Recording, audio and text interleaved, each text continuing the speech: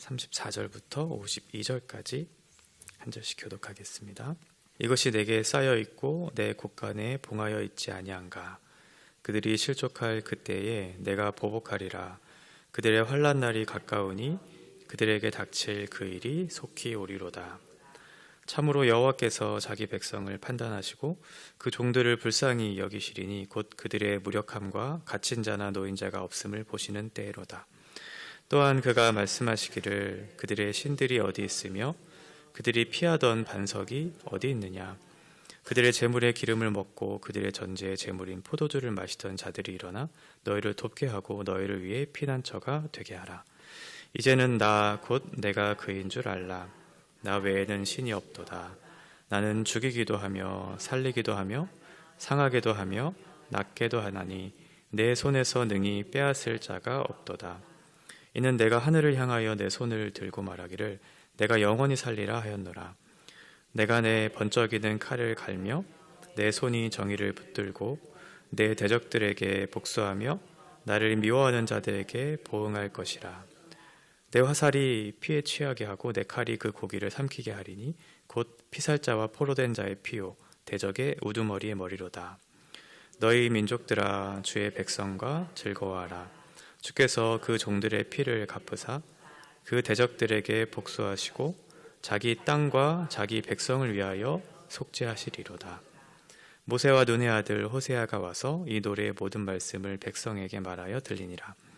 모세가 이 모든 말씀을 온 이스라엘에게 말하기를 마치고 그들에게 이르되 내가 오늘 너희에게 증언한 모든 말을 너희의 마음에 두고 너희의 자녀에게 명령하여 이 율법의 모든 말씀을 지켜 행하게 하라. 이는 너희에게 헛된 일이 아니라 너희의 생명이니 이 일로 말미암아 너희가 요단을 건너가 차지할 그 땅에서 너희의 날이 장구하리라.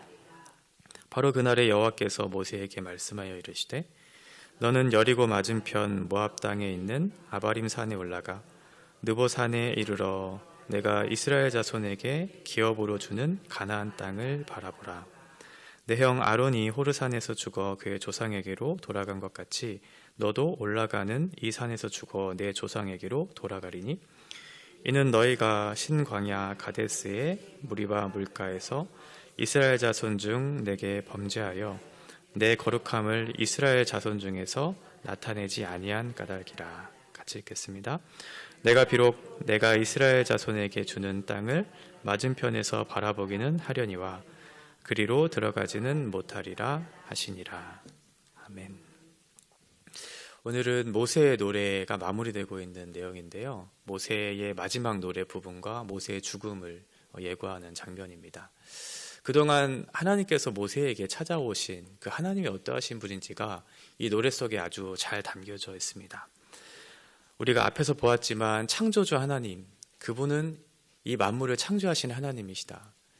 그 창조주 하나님께서 이스라엘 백성들을 선택하셨다는 것을 첫 번째 우리가 보았고, 두 번째는 그 선택된 이스라엘 백성들이 그 하나님을 배신하고 떠났다라는 그런 내용이 있었어요. 오늘 본문은 그럼에도 불구하고 떠난 그 백성들을 끝까지 붙들어 주시고 그 자비와 그 사랑을 베풀어 주시는 하나님이 그들을 구원하실 것에 대한 약속을 주고 있는 그런 내용입니다. 대적들로 인해서 고통을 받고 있는 이스라엘의 현실을 보면서 하나님께서는 매우 고통스러우셨고 그들을 보복하시는 정의를 시행하고 계시지만 결국은 당신께서 사랑하시는 하나님의 자녀들에게는 그 자비와 사랑을 베풀어 주시는 그 본문이 오늘 잘 드러나 있습니다. 먼저 34절부터 38절까지는 이스라엘 백성들의 죄를 드러내 주시고 39절부터 42절까지는 그 구원을 약속해 주시면서 마지막 43절은 죄사함을 보장해 주는, 그래서 모세의 노래가 끝나게 되죠. 그러면서 모세의 노래가 끝난 후에 모세를 통해 하나님께서 당신의 마음을 베풀어 주시는데 그것이 무엇이냐면 그 말씀, 하나님께서 이스라엘 백성들에게 베풀어 주신 그 말씀을 마음에 잘 두라는 것이고 그 말씀을 잘 마음에 담아낼 뿐만 아니라 그 2세대들이 하나님의 말씀을 잘 지킬 수 있도록 잘 가르치라는 그 명령으로 이 본문이 끝내지고 있습니다. 먼저 34절부터 38절에 보면 죄사함을 위한 하나의 먼저 된 일이 무엇이냐면 그들의 죄를 드러내는 일을 하나님께서 하십니다. 먼저 우리가 죄 용서를 받기 위해 필요한 것은 우리의 죄가 무엇인지를 밝히 봐야 될 필요가 있기 때문이죠. 우리의 죄가 드러나는 것이 아프기는 하지만 그 죄가 무엇인지 드러나야 비로소 하나님께서 그 죄를 치유해 주실 수 있고 우리를 죄 용서해 주실 수 있기 때문에 먼저는 이스라엘 백성들의 죄를 드러내 주십니다. 그 죄는 37절에 보고 있는 것처럼 그들이 우상에 빠진 내용이었죠. 그들이 신이 어디 있느냐라고 하면서 너희가 찾는 그 신이 과연 어디 있는가? 너희가 피했던 그 반석과 같이 여겼던 그 신이 어디 있느냐라고 하면서 38절에 보면 피난처가 되는 너희에게 빨리 그것을 도우라고 요청하라고 그렇게 우상을 향한 조롱 섞인 말들을 하십니다. 존재하지도 않지만 너희들이 존재한다고 생각하는 그 우상은 무능력한 그런 신에 불과하다라는 것을 드러내 주시면서 너희가 지금 무엇을 믿고 있고 무엇을 의지하고 있는가에 대한 그 죄를 낱낱이 보여주시면서 그러면서 요청하시는 것이 무엇이냐면 그들은 참된 신이 아니고 이 땅에 존재하는 신은 나밖에 없다는 것을 39절에 얘기해 주고 계시죠. 하나님은 스스로를 선포하시면서 내가 그인 줄 알라. 나 외에는 신이 없다라고 하면서 너희가 섬기는 우상은 헛된 것이고 아무런 능력도 없고 존재할 수 없는 것이다. 나 외에는 신이 없다. 죽이기도 하고 살리기도 하고 상하게도 하고 낫게도 하는 참 하나님이신 나, 그 권능자인 나를 의지하라고 하나님께서 말씀해 주시죠. 그럴 때 하나님께서 너희를 구원하실 것이라고 말씀하세요. 그 이스라엘 백성들이 그 말씀을 듣고도 믿지 못했을 테니까 하나님께서는 어떠한 행위를 하시냐면 하늘을 향해 손을 뻗고 내가 그것을 하겠다고 맹세까지 하셔요. 너희가 그렇게 찾던 신들이, 너희가 그렇게 의지했던 신들이 과연 너희에게 평안을 주었고 너희에게 행복을 가져다 주었는가? 그렇지 않지 않느냐? 정말 살리실 수 있고 죽이실 수 있고 너희를 상하게도 하고 낫게도 하실 수 있는 참 유일하신 하나님, 그분을 쫓는 것이 마땅하지 않는가라는 것을 하나님께서 맹세하시면서 그 맹세의 뜻을 굽히지 않을 것을 이제 대적들을 향해 보복하시는 내용으로 확인시켜 주세요. 41절에 보면 번쩍이는 칼, 하나님께서 굉장히 용감한 용사의 모습을 취하실 것을 말씀하시면서 그 칼을 드는 이유가 무엇이냐면 정의를 시행하기 위한 것이다 라고 말씀하십니다. 당신의 거룩을 드러내시고 당신을 신뢰하는 자들에게 참 하나님의 능력이 어떠한 것인지를 밝히기 위한 그 모습을 보여주시죠. 그러면서 당신을 미워하는, 당신을 대적하는 그들을 위해 하나님께서 직접 보응하시겠다고 말씀하시면서 하나님이 드신 칼과 하나님께서 쏘시는 활을 누구도 피할 수 없다고 42절에 말씀하고 있어요. 대적의 우두머리라도, 가장 강한 군사의 우두머리라도 하나님의 칼을, 그 활을 피할 수 없는 연약한 군대에 불과하다는 것을 말씀하셔요. 그러면서 마지막 43절에 하나님께서 두 가지를 언급하시면서 모세의 노래를 마치고 있습니다. 첫 번째는 대적들에게 복수하시는 하나님이시라는 거예요. 하나님이 당신을 대적하는, 그래서 하나님께 죄를 용감하게 짓고 있는 그 우상들을 섬기는 그 사람들을 하나님께서는 가만히 내버려 두지 않으시는, 보복하시는 하나님이시고, 두 번째는 자기 땅과 백성들을 위해서 속죄하시는 그런 하나님이심을 나타내 보여주고 있죠. 죄에 대해서는 단호하게 하나님께서 정의를 행하시고 또 당신의 백성들을 위해서는 긍휼히 여겨주시면서 결국은 하나님의 약속의 신실한 그 말씀을 이루어 가주시는 하나님의 자비롭고 신실하신 그 성품들을 나타내 보여주기를 원하시죠. 결국은 이 모든 최종적인 행위가 당신의 땅을 위한 것이고 당신의 백성들을 위한 것인데 이것은 결국 예수 그리스도의 십자가의 공로, 그 사실에서 우리가 확인되어지죠. 예수 그리스도께서 우리를 위해서, 당신의 나라를 위해서 십자가에 달려 죽으셨고 그 모든 속죄의 사실로 인해서 우리의 구원이 이루어졌어요. 사망과 죄에 빠져 죽을 수밖에 없었던, 죽었던 우리들이 예수 그리스도의 십자가의 부활 사건으로 인해서 우리가 살아난 그것들을 확인하게 하시죠. 당신의 백성들을 위해 속죄의 피를 흘리시고 사망의 죄를 이기시고 부활하신 예수 그리스도의 그 승리, 그것이 우리를 구원하신 것 같이 지금 이스라엘 백성들도 하나님께서 그렇게 하시겠다는 거예요. 가나안 땅에 있는 그 백성들을 향해서 하나님께서는 어떻게 하시는가? 계속해서 제사장들을 보내어 주시죠. 그리고 제사장들을 통해서 짐승들을 쪼개시고 그 삐를 뿌리게 하심으로 하나님께서 그 속죄의 사역이 계속 그들에게 진행될 것임을 말씀해 주시고, 결국은 백성들의 죄값을 치르시는 그것을 계속 보여주시면서 궁극적으로 너희들에게 예수 그리스도의 속죄의 사역이 있을 것을 말씀해 주세요.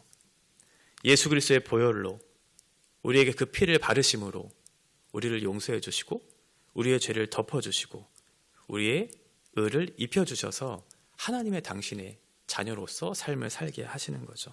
이렇게 43절의 모세의 노래가 길게 그 노래가 이제 끝나게 돼요.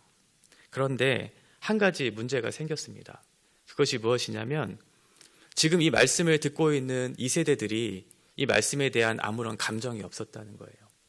하나님께서 창조하셨고 그 창조하신 하나님이 너희를 선택하셨고 너희가 그 하나님을 떠나서 죄를 지었는데도 불구하고 하나님이 그럼에도 불구하고 당신의 자비와 사랑으로 너희를 붙들어 주시고 구원하신 그 하나님, 그것을 내가 지금 노래했는데도 불구하고 이 세대들은 그 말씀을 간과하고 헛것으로 여기고 있었다는 데 문제가 있었던 거죠. 그래서 다시 한번 모세가 45절과 46절에 이 말씀을 반복하고 있는 겁니다. 모든 말씀을 마음에 간직할 것을 첫 번째로 당부하죠. 너희가 들은 말씀을 마음에 잘 두라고. 그리고 두 번째로는 그 2세대들이 하나님의 말씀을 잘 지킬 수 있도록 너희가 그 자녀들에게 그 말씀을 가르쳐야 한다고 얘기하고 있어요. 이게 하나님의 마음이었던 거예요.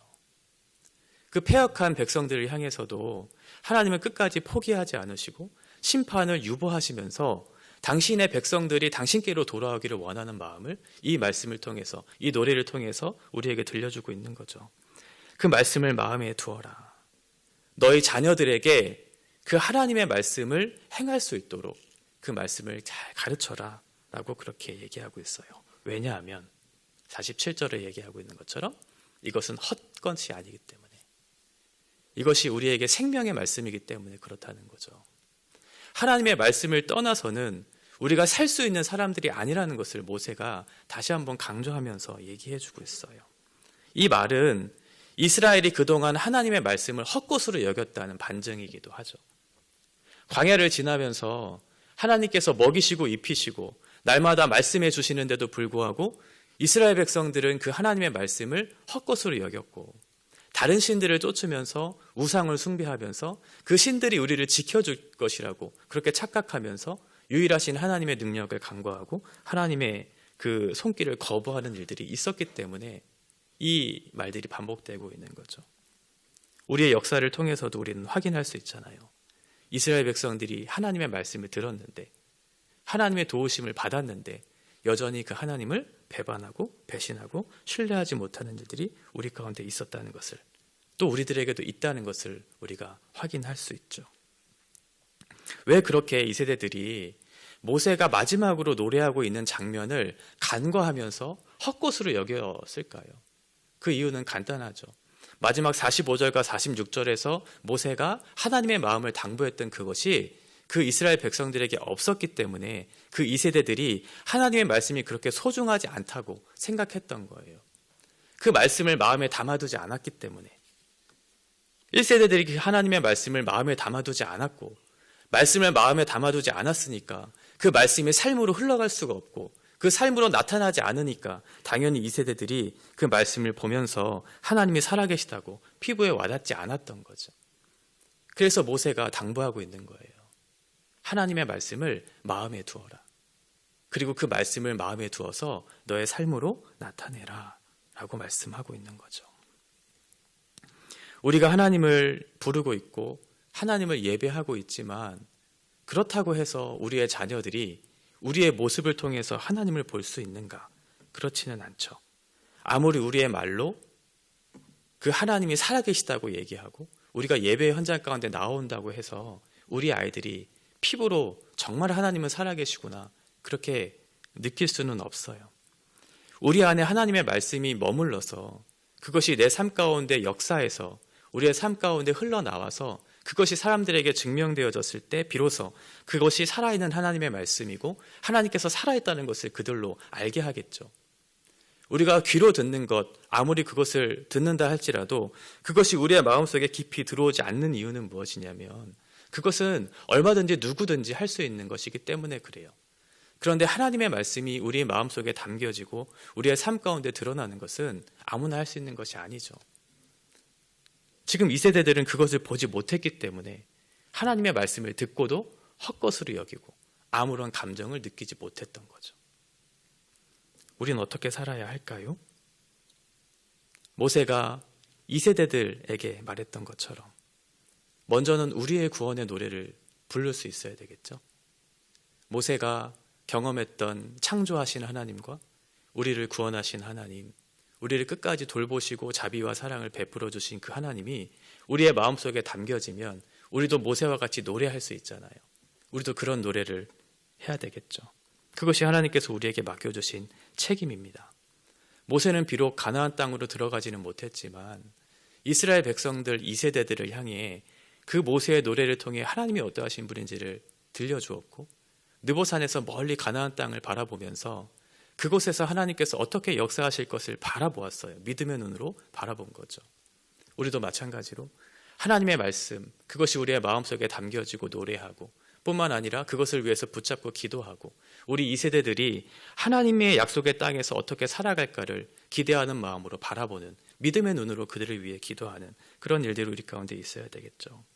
역사의 주인공인 다음 세대를 세우는 것만큼 중요한 일은 없습니다.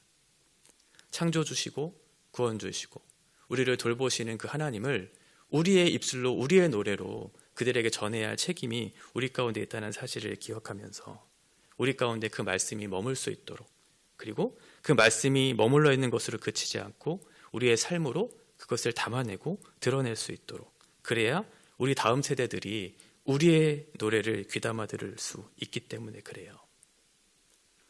모세를 통해서 하나님께서 당신을 드러내셨던 것처럼 이제는 오늘날 우리들을 통해서 우리들의 노래를 통해서 하나님께서 당신을 드러내기를 원하시고 있기 때문에 우리가 책임감 있게 하나님의 말씀을 담아내고 말씀을 살아내는 그런 복된 인생을 살아야 하겠죠.